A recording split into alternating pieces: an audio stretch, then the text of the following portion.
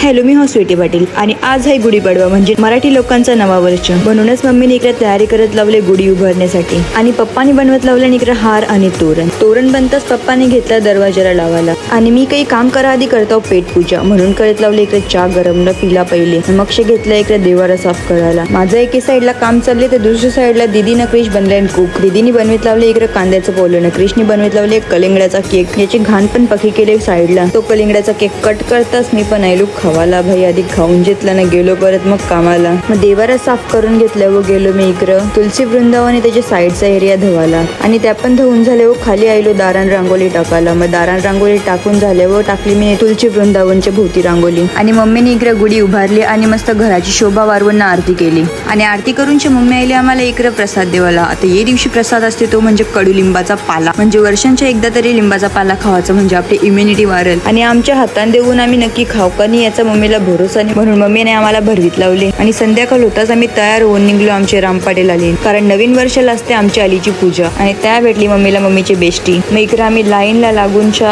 आलो सत्यनारायणाचं दर्शन जेवायला आणि दर्शन जेवून बाहेर निघलो तर बघते इकडे रुई आहे ती करायला लागली हाय आणि इकडे कीर्तन होणार होता म्हणून सगळे बुवा लोक होतं बसून. ना जेवणाची लाईन बघ कवरी वारले ना भजनची कमतरता नाही व्हावी म्हणून इकडे चालू आहे काम ना. आम्ही दिसताच मोठा मामा बघ पोरा खुश झाले. मग आम्ही पण आलो इकडे जेवायला ना. जेवायला वारायला सगळे आलींची पोरा होती. आमची राम पाटील आली पहिले पक्की मोठी होती ना त्या पक्की माणसं रेवाची पण आता सगळी इकडे तिकडे रेवायला गेल्या पण पूजा असल्यावर सगळे एकत्र जमतात बरोबर आणि नवे वर्षाच्या शुभेच्छा देऊन मस्त आनंदान साजरा करतात. आम्ही जेवायला घेऊन दरवर्षी येत असतो इकडे जुने घरान जेवायला. सगळ्यांच्या जेवता जेवता बोलता होता इकडे आली मामाची पोरी जी मम्मीवाल्या मागतो ती खीर. आता निघाचा टाइम झाल्याने इकडे कीर्तनाची तयारी चालू झाली. तर अशी झाली माझी नवी वर्षाची सुरुवात. चला भेटू पुढच्या ब्लॉग मध्ये. Bye bye.